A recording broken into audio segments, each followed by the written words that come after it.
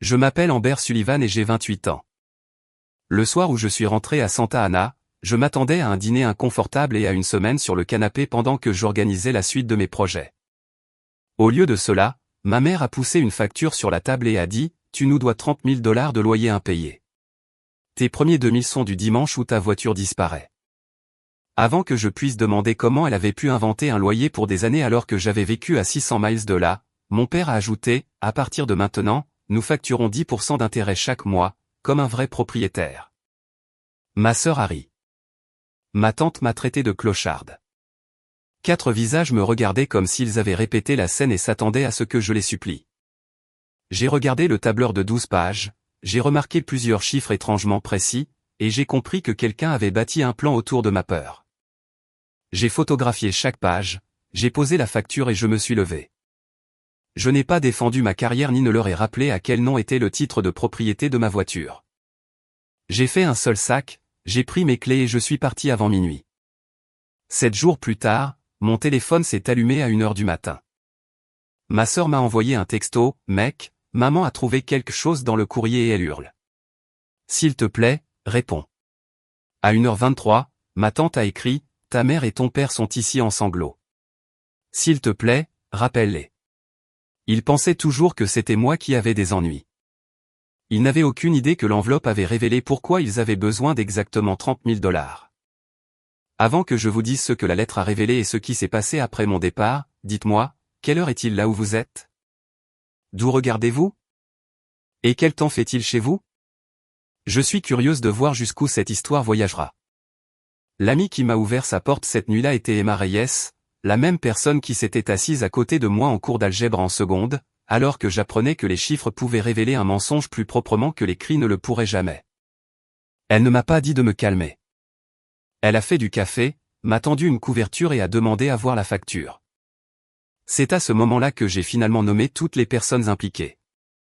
Ma mère, Linda, mon père, Michael, ma sœur aînée, Jessica, et ma tante, Diane, qui avait passé le dîner à savourer mon humiliation comme si c'était un divertissement.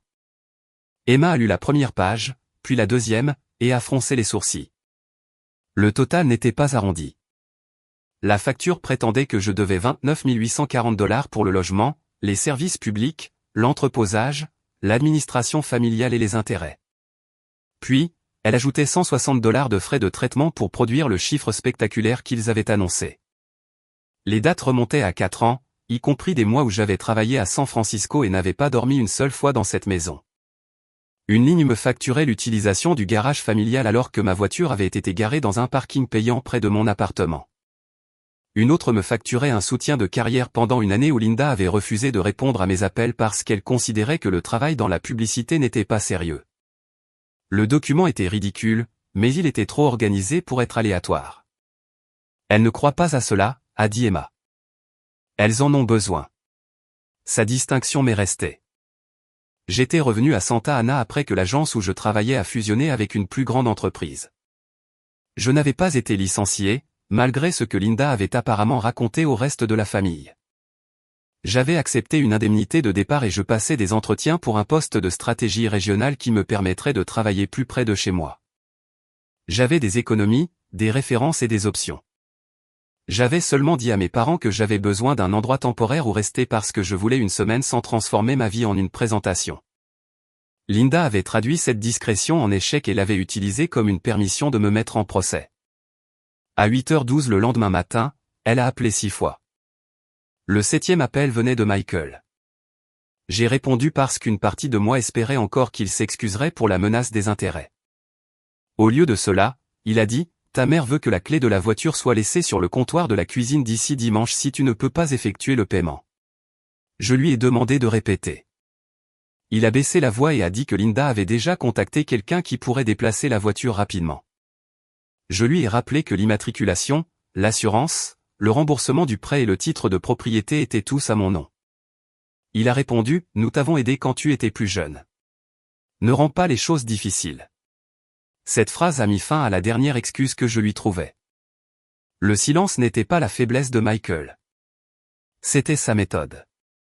Linda formulait la demande et il la faisait paraître raisonnable. Jessica a ensuite envoyé un texto. Paie juste quelque chose pour que maman nous laisse tranquille. Quand j'ai demandé pourquoi la paix de tout le monde dépendait de mon argent, elle a envoyé un emoji qui rit et a écrit « Parce que c'est toi qui es revenu en rampant ». J'ai failli répondre par un paragraphe. Au lieu de cela, j'ai sauvegardé le message. À midi, Emma et moi avions créé un dossier appelé 30 000. À l'intérieur se trouvait la facture, les photographies, les journaux d'appel, les textos, mon titre de propriété et tous les relevés bancaires montrant où j'avais vécu et ce que j'avais payé pendant les années où ils prétendaient que j'occupais leur maison. Ensuite, j'ai cherché dans mes courriels l'entreprise familiale, Sullivan Property Holdings. Ma grand-mère, Evelyne, l'avait créée des décennies plus tôt avec un petit duplex et la maison où vivaient mes parents. Quand elle est tombée malade, Linda a pris en charge la gestion quotidienne. Adolescente, je me souvenais d'enveloppes, d'appels pour des réparations et de locataires passant avec des chèques, mais je n'avais jamais été invité à participer à l'entreprise. Linda disait toujours que les propriétés étaient des affaires d'adultes, et que Jessica les comprenait mieux. Pourtant, la facture incluait un pied de page que je reconnaissais. Administration SPH. Ils avaient utilisé le modèle de comptabilité de l'entreprise familiale pour me facturer. Ce choix me dérangeait plus que les insultes. J'ai appelé Linda et j'ai posé une question. Pourquoi Sullivan Property Holdings figure-t-il sur une facture de loyer personnel? Pendant 3 secondes, elle n'a rien dit. Puis elle m'a dit de ne pas jouer à la comptable et m'a prévenu que la date limite de dimanche n'avait pas changé. Derrière sa voix, j'ai entendu des papiers glisser et Diane chuchoter, n'explique rien. Linda a raccroché. Emma a observé mon visage et m'a demandé si je voulais retourner chercher le reste de mes affaires. Je le voulais, mais pas parce que je voulais une autre confrontation. Je voulais la vieille boîte à documents bleus que ma grand-mère m'avait donnée avant de mourir. Linda l'avait toujours qualifiée de fouillis sentimentale. Pour la première fois, je me suis demandé si elle avait eu peur que je l'ouvre. Ce soir-là, je suis allé à la maison en voiture avec Emma à mes côtés et mon téléphone enregistrant dans ma poche. La porte d'entrée n'était pas verrouillée, mais ma chambre avait été vidée. Mes vêtements étaient emballés dans des sacs poubelles noirs dans le couloir. La boîte bleue avait disparu. Au-dessus du sac se trouvait une note manuscrite de Linda. Premier paiement dimanche. 10% ajouté lundi.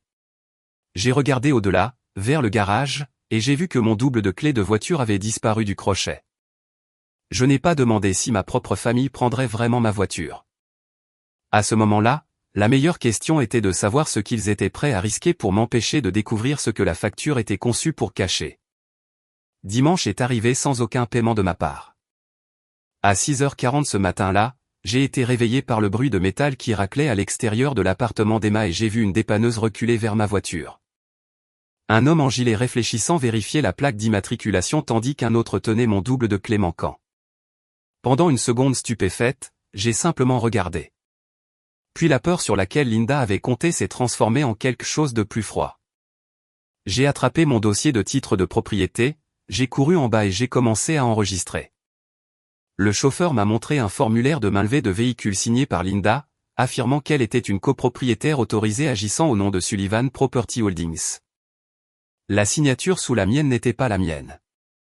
C'était une imitation approximative avec la mauvaise initiale de deuxième prénom, attestée par Diane et accompagnée d'une photocopie d'une vieille carte d'assurance. J'ai dit au chauffeur que le véhicule était une propriété privée, j'ai montré le titre de propriété actuel et j'ai appelé la police. Il s'est immédiatement éloigné de la voiture. Le deuxième homme a essayé de me tendre le double de clé et de partir, mais j'ai photographié son badge d'entreprise avant qu'il ne puisse se tourner. Lorsque l'agent est arrivé, il a comparé les documents, a pris des dépositions et m'a demandé si je voulais que la tentative de saisie soit documentée comme une suspicion de fraude. J'ai dit oui. Ce simple mot semblait différent de toutes les disputes que j'avais perdues à la table de mes parents. Ce n'était pas spectaculaire. C'était officiel. Linda a appelé alors que l'agent était encore là. Je l'ai mise sur haut-parleur. Elle n'a pas demandé si j'allais bien. Elle a exigé de savoir pourquoi j'avais embarrassé la famille pour un malentendu. J'ai demandé pourquoi ma signature apparaissait sur un formulaire de mainlevée que je n'avais jamais vu. Elle a dit, c'est ton père qui s'en est occupé. Puis elle a immédiatement changé de sujet et m'a rappelé que les intérêts avaient commencé à s'accumuler. Michael a appelé 30 secondes plus tard et a insisté sur le fait que Linda s'était occupée des papiers. Leurs versions se sont contredites avant même que j'aie eu à insister. Jessica m'a envoyé un texto disant que j'agissais comme une folle, et Diane m'a prévenu que le fait d'impliquer la police ferait penser aux employeurs que j'étais instable. J'ai tout sauvegardé. Emma, qui travaillait comme assistante juridique en contentieux, se tenait à côté de moi avec l'expression qu'elle utilisait lorsqu'un témoin venait de contredire une déclaration sous serment. Ils t'ont servi un faux, une tentative de détournement de biens et 2 aveux contradictoires avant le petit déjeuner, a-t-elle dit. Arrête de traiter cela comme un désaccord familial. Cet après-midi-là, elle m'a présenté à son avocate superviseur, Priya Shah. Priya n'a pas promis de vengeance. Elle a promis une procédure, ce qui s'est avéré bien plus effrayant pour des gens qui survivaient en contrôlant l'histoire. Elle a examiné la facture, la dépanneuse, mon titre de propriété et le numéro de l'incident de police. Puis elle a demandé si Linda avait déjà eu une procuration pour moi. La question a ravivé un souvenir que je n'avais pas visité depuis des années. Quand j'avais 19 ans, j'ai passé un semestre à l'étranger. Avant de partir, Linda a insisté pour que je signe une autorisation limitée lui permettant de renouveler mon immatriculation si nécessaire. Ma grand-mère s'y était opposée. Je me suis souvenu d'Evelyne plaçant un dossier bleu devant moi et disant « Lis la fin de chaque document, Amber. Les gens cachent leurs intentions là où ils pensent que tu es fatigué. » Je n'avais signé qu'après que le formulaire ait été limité à 6 mois. Priya m'a dit qu'une autorisation expirée ne pouvait légalement pas justifier la main levée que Linda avait utilisée, mais cela expliquait comment elle avait obtenu suffisamment d'informations personnelles pour créer quelque chose de convaincant. J'ai demandé si je devais les confronter. Priya a dit, pas avant de savoir à quoi d'autre ta signature a été apposée. Nous avons commandé mes rapports de crédit complets, gelé mon crédit, envoyé des avis de conservation à la compagnie de dépannage et demandé tous les documents reliant mon nom à Sullivan Property Holdings. Ensuite, j'ai appelé l'installation de stockage où Linda avait autrefois conservé les archives de l'entreprise. Le gérant s'est souvenu de ma grand-mère et, après avoir vérifié mon identité, m'a dit qu'une petite boîte avait été transférée 3 mois plus tôt au cabinet d'avocats administrant la fiducie d'Evelyne. Linda n'avait pas détruit la boîte bleue. Elle l'avait retirée de la maison parce que son contenu n'y appartenait plus. C'était la première bonne nouvelle, mais elle soulevait une question troublante. Pourquoi l'avocat de la fiducie de ma grand-mère avait-il déplacé des archives juste avant mon 28e anniversaire? La réponse a commencé à arriver par fragments. Mon rapport de crédit ne montrait aucune nouvelle carte de crédit, mais il listait une récente demande d'information commerciale de la part de la Pacific Horizon Bank. Je n'avais jamais postulé là-bas. Priya a appelé le service des fraudes de la banque pendant que j'écoutais. Le représentant ne pouvait pas encore divulguer les détails du compte, mais a confirmé que mon numéro de sécurité sociale avait été soumis dans le cadre d'un dossier commercial lié à Sullivan Property Holdings. Mon estomac s'est noué, non pas parce que j'étais encore surprise, mais parce que la facture ressemblait soudain à un compte à rebours. Quelqu'un savait qu'un audit ou un renouvellement approchait. Quelqu'un avait besoin de 29 840 $ avant que cela n'arrive. À 19h03 ce soir-là, Linda a envoyé une photo du crochet vide dans le garage et a écrit « Dernière chance. Apporte l'argent à la maison et nous pourrons oublier aujourd'hui. » J'ai fixé le message, puis le rapport de police à côté de moi. Avait-il vraiment cru que la loyauté familiale signifiait que j'aiderais à effacer les preuves de ce qu'ils avaient fait? J'ai répondu par 6 mots. Ne contactez plus mon véhicule. Puis j'ai bloqué tous les numéros sauf celui de Jessica. J'ai laissé le sien ouvert pour une raison. Jessica aimait être proche du pouvoir, mais elle n'avait jamais appris à rester calme quand le pouvoir changeait de camp. Si quelque chose craquait à l'intérieur de cette maison, elle serait la première à me le dire. Lundi matin, Priya a reçu le dossier de la fiducie. Elle a posé la boîte à documents bleus sur la table de conférence sans l'ouvrir et m'a demandé si je voulais qu'un témoin soit présent. Emma s'est assise à côté de moi. J'ai soulevé le couvercle et j'ai trouvé l'écriture de ma grand-mère sur la première enveloppe, pour Amber quand elle aura 28 ans. À l'intérieur, il n'y avait pas une lettre sentimentale, du moins pas au début. C'était un accord d'exploitation, un amendement à la fiducie familiale Evelyne Sullivan et un tableau des participations immobilières. Ma grand-mère avait possédé 60% de Sullivan Property Holdings. Linda en possédait 20%, Michael 10% et Jessica 10%. En vertu de l'amendement, les 60% d'Evelyne me revenaient à mon 28e anniversaire, ainsi que le droit de nommer le membre gérant et d'exiger une comptabilité complète de toutes les transactions de l'entreprise effectuées pendant la gestion temporaire de Linda. La maison familiale n'appartenait pas personnellement à mes parents. Elle appartenait à l'entreprise. Tout comme 2 unités locatives et la cuisine commerciale que Linda utilisait pour son entreprise de traiteur. J'ai lu le même paragraphe 3 fois avant que sa signification ne s'installe. Ma mère m'avait demandé un loyer impayé à l'intérieur d'une maison contrôlée par une entreprise dont j'étais désormais propriétaire majoritaire. Elle avait menacé de saisir ma voiture privée en utilisant le nom de cette entreprise, et elle l'avait fait quelques jours avant que son autorité pour gérer l'entreprise n'expire. La deuxième enveloppe contenait une lettre d'Evelyn. Elle était brève. Elle écrivait que Linda était capable, ambitieuse et facilement effrayée par la perte de contrôle. Elle écrivait que Michael évitait les conflits jusqu'à ce que l'évitement devienne participation. Elle écrivait qu'on avait appris à Jessica à confondre la proximité avec l'autorité et le mérite. Puis elle écrivait, « Tu seras peut-être tenté de les sauver lorsque la vérité éclatera. Ne sauve personne avant que les livres ne soient ouverts. » J'avais l'impression que ma grand-mère avait traversé le temps pour poser une main sur mon épaule. Les documents réorganisaient de vieux souvenirs. Linda fermant le bureau à clé, Diane transportant des facturiers vierges, Jessica se vantant de consultations payées par l'entreprise, et Evelyn construisant tranquillement une serrure qu'il ne pourrait pas crocheter. Priya a ouvert le calendrier comptable. La fiducie exigeait un examen indépendant dans les 10 jours ouvrables suivant le transfert. Un avis certifié avait déjà été envoyé à l'adresse enregistrée de l'entreprise, la maison de mes parents, informant Linda que son pouvoir de signature prendrait fin à minuit le vendredi. Un deuxième paquet exigeait la livraison des relevés bancaires, des baux, des contrats avec les fournisseurs et des dossiers fiscaux. C'était le courrier que Jessica mentionnerait plus tard. Mais avant qu'il n'arrive, nous devions savoir ce que l'examen allait découvrir. Pacific Horizon Bank a publié le dossier commercial après avoir reçu notre déclaration de fraude sous serment. La demande visait le renouvellement d'une ligne de crédit de $180 000. Mon nom apparaissait comme garant personnel et membre majoritaire entrant. Le consentement électronique avait été soumis depuis l'adresse internet de la maison. Diane avait notarié une certification d'identité à l'appui. Jessica avait signé en tant que secrétaire de l'entreprise. Michael avait signé une résolution déclarant que tous les membres approuvaient. Linda avait tout signé en tant que membre gérant. La banque n'avait pas encore financé le renouvellement car elle exigeait une confirmation finale après mon anniversaire. Leur plan est devenu douloureusement clair. Me présenter comme fauché, exiger $30 000 immédiatement, me faire pression pour que je signe tout ce qu'ils me présenteraient ensuite, et utiliser le paiement pour couvrir un déficit avant que la banque n'examine les livres. Si je résistais, ils prendraient ma voiture, la vendraient rapidement et qualifieraient le produit de contribution familiale. La facture n'était pas simplement cruelle. C'était un piège financier enrobé de théâtre au dîner. Priya a demandé quel résultat je souhaitais. La question aurait dû être facile, mais j'ai entendu l'avertissement d'Evelyn. Mon premier instinct était encore de minimiser les dégâts, de protéger Michael de Linda, d'excuser Jessica comme étant immature et d'imaginer que Diane n'avait fait que suivre les instructions. Cet instinct avait maintenu leur système en vie.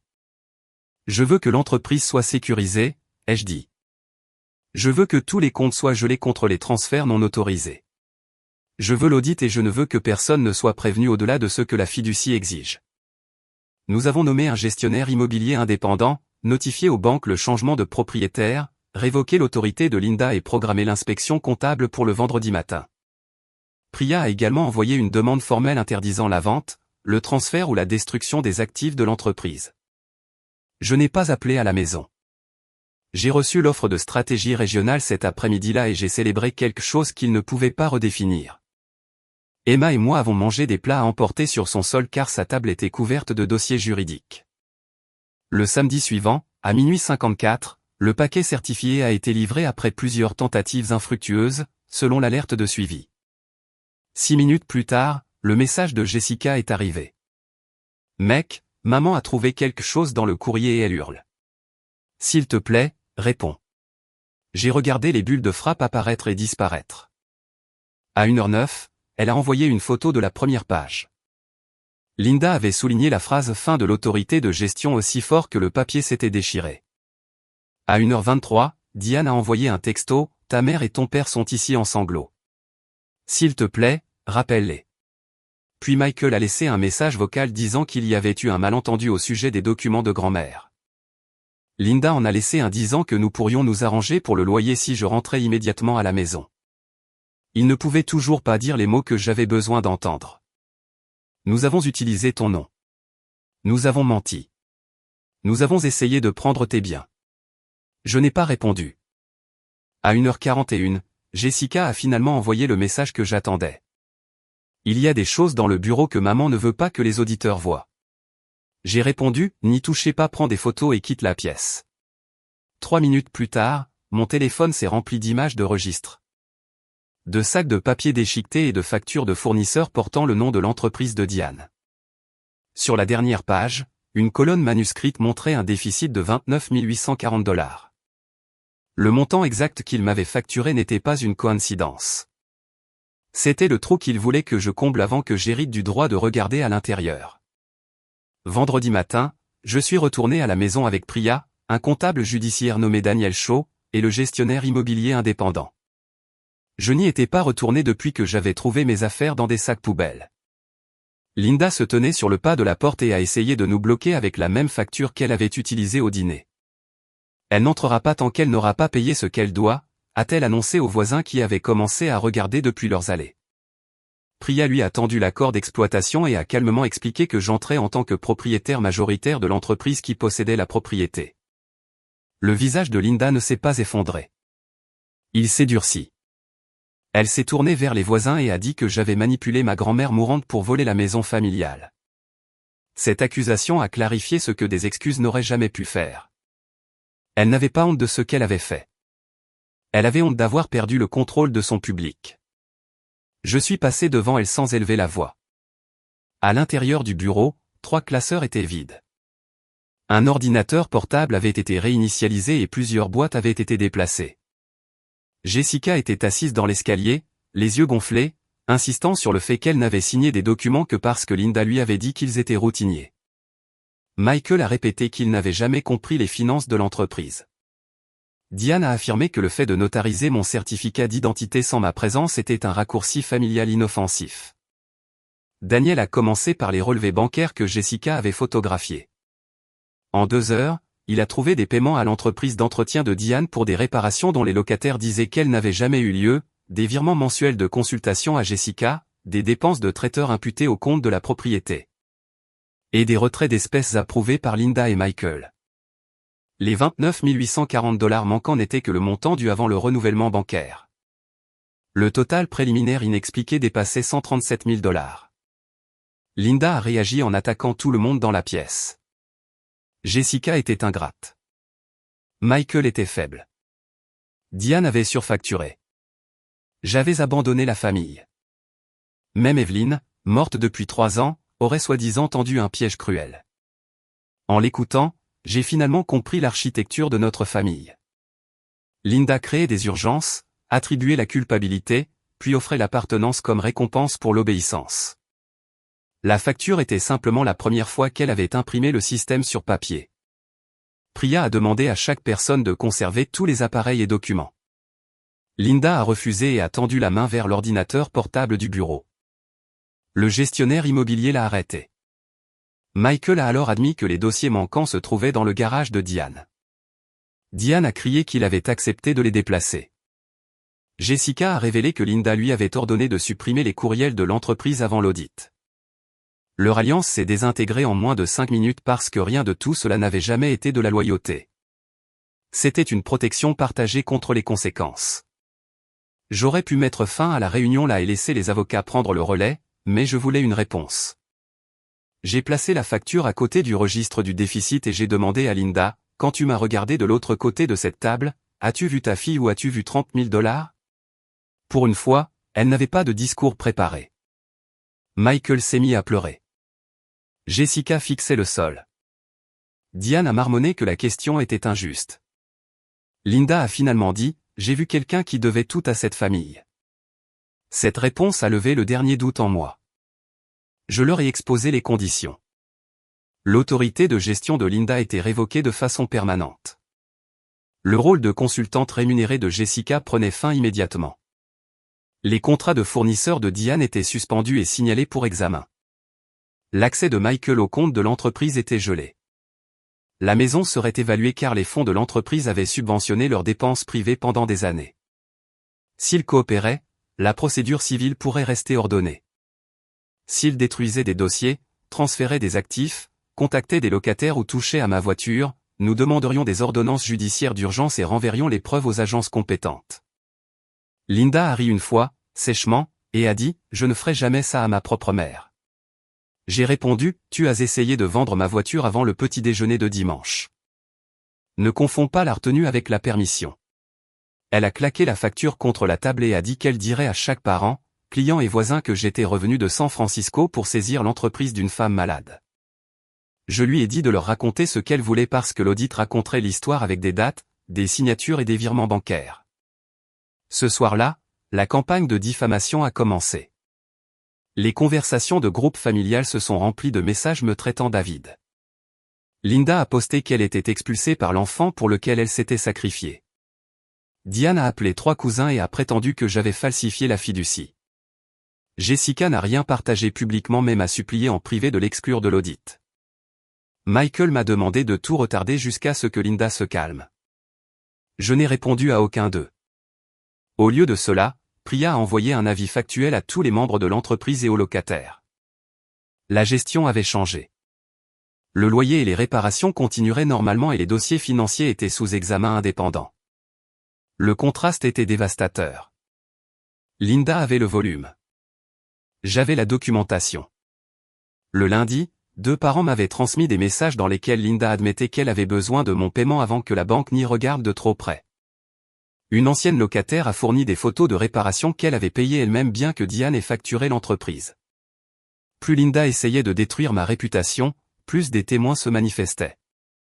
La vengeance que j'avais imaginée comme de la colère est devenue quelque chose de bien plus satisfaisant. J'ai cessé de protéger le mensonge, et la vérité a commencé à recruter ses propres alliés. Les conséquences ne sont pas arrivées en une seule explosion spectaculaire. Elles sont arrivées sous forme de rendez-vous, de dates limites, de contrats annulés et de lettres que personne ne pouvait faire disparaître en criant. Pacific Horizon a refusé le renouvellement du crédit et a transmis les documents d'identité pour enquête. Sans cette ligne de crédit, l'entreprise de traiteur de Linda a perdu l'accès à la cuisine commerciale car elle avait accumulé des mois de frais d'entreprise impayés. 2 clients importants ont annulé après avoir appris que des acomptes avaient été déplacés sur des comptes sous examen.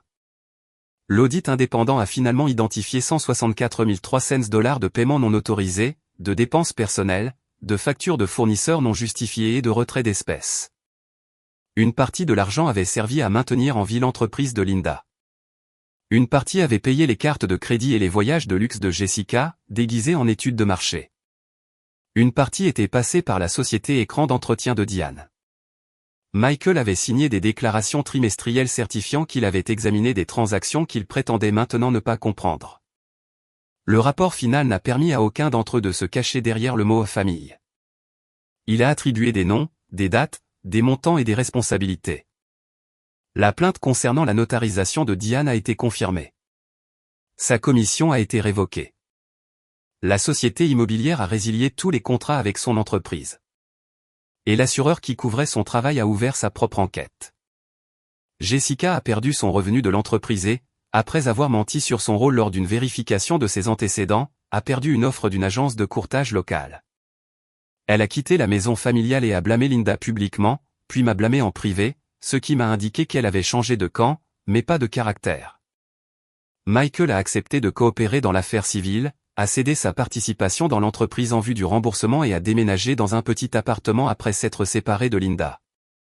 Il m'a demandé de le décrire comme manipulé. J'ai refusé. Je lui ai dit que la manipulation expliquait la première signature, pas les dizaines qui ont suivi. Linda s'est battue à chaque étape. Elle a contesté la fiducie, accusé Daniel de partialité et déposé une plainte affirmant que Priya l'avait intimidée. Chaque tentative a échoué et a augmenté ses frais de justice. Le plus dommageable de tout, c'est qu'elle a continué à utiliser l'argent de l'entreprise après la révocation de son autorité, transférant 18 000 $ sur un nouveau compte le matin après le début de l'audit. L'ordonnance d'urgence a gelé ce compte et lui a interdit de gérer, de vendre ou de grever toute propriété de l'entreprise. Le juge ne s'est pas soucié qu'elle pleure. Il s'est soucié que le transfert ait eu lieu après un avis écrit. La maison familiale est alors devenue inévitable. Pendant des années, Sullivan Property Holdings avait payé les impôts, l'assurance, les services publics et les rénovations, tandis que Linda et Michael ne contribuaient presque à rien.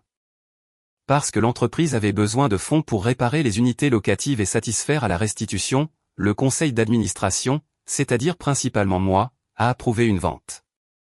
Je leur ai donné 60 jours pour partir, plus que ce que la loi exigeait et bien plus de pitié que la date limite qu'ils m'avaient donnée. Linda a qualifié cela de cruauté. Je lui ai posté une copie de la facture avec une ligne surlignée. Premier paiement du dimanche. Je n'ai pas ajouté d'intérêt. Je n'en avais pas besoin. La maison s'est vendue à un couple qui prévoyait d'y vivre plutôt que de l'utiliser comme un trône familial. Les bénéfices ont restauré les réserves de l'entreprise, couvert les réparations des locataires et financé le règlement. La participation de 20% de Linda a été réduite par le jugement rendu contre elle, lui laissant bien moins que ce à quoi elle s'attendait. Son entreprise de traiteur a fermé, son cercle social, construit autour de l'image d'une matriarche prospère, s'est dispersé lorsque les fournisseurs ont commencé à poser des questions sur les soldes impayés, et d'anciens employés ont décrit comment elle les blâmait pour l'argent manquant. Le jour du déménagement, elle s'est tenue dans l'allée et m'a dit que j'avais détruit la famille pour 30 000 $. J'ai regardé la maison, le crochet du garage où mon double de clé avait autrefois été suspendu, et la femme qui croyait encore que le montant était l'offense. Non, ai-je dit. Vous m'avez évalué à 30 000 $. L'audit a évalué ce que vous avez fait. Elle m'a demandé si je me sentais puissante. Je lui ai dit que je me sentais finie.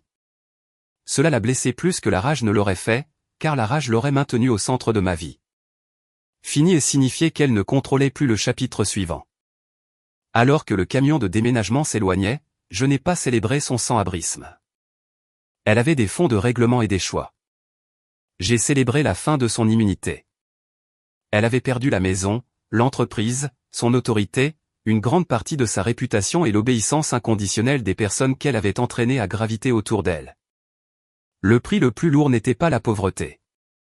C'était d'être forcé de vivre sans que personne d'autre ne porte les conséquences à sa place. 6 mois après le dîner de la facture, Sullivan Property Holdings ne ressemblait en rien à la machine privée que Linda avait contrôlée. Les locataires disposaient d'un système de réparation en ligne. Chaque contrat de fournisseur exigeait une vérification et des relevés trimestriels étaient envoyés à tous les membres sans dossier secret ni instruction chuchotée. J'ai gardé mon nouveau poste en stratégie et n'ai servi en tant que membre gérant que le temps d'établir des garde-fous. J'ai ensuite embauché un gestionnaire professionnel car la liberté n'était pas de remplacer Linda au centre du même système. Le duplex réparé produisait un revenu stable et j'ai affecté une partie de l'argent récupéré à un fonds d'urgence pour les locataires confrontés à des difficultés temporaires. Evelyn avait construit des biens immobiliers pour créer la sécurité. Linda les avait utilisés pour créer la dépendance. Je voulais que la fin restaure le but initial plutôt que de simplement inverser qui détenait le pouvoir. Emma est passée d'amis à famille choisie d'une manière qu'aucun document juridique ne pourrait définir. Nous avons gardé le dossier 30 000. Ma voiture est restée mienne. J'ai remplacé les serrures, annulé l'ancien double de clé et j'ai finalement arrêté de transporter le rapport de police. Jessica a finalement envoyé des excuses de 4 pages. La première page admettait qu'elle avait ri parce que m'humilier la faisait se sentir en sécurité. Les 3 pages suivantes expliquaient pourquoi Linda l'avait influencée. J'ai répondu par une seule phrase, une explication n'est pas un remboursement. Nous communiquons rarement maintenant et seulement lorsqu'elle parle sans exiger l'accès à ma vie. Michael suit une thérapie et envoie des cartes d'anniversaire. Je n'appelle pas notre relation guérie. Je l'appelle assez honnête pour rester limitée. Diane ne s'est jamais excusée et les gens ont fini par ne plus l'écouter. Linda m'a écrit 2 fois. La première lettre blâmait Evelyn, l'économie, Michael et moi. La seconde était plus courte. Elle disait qu'elle avait commencé à travailler dans une autre entreprise de traiteur et qu'elle comprenait ce que cela faisait de répondre aux règles de quelqu'un d'autre. Elle a demandé si nous pouvions nous rencontrer.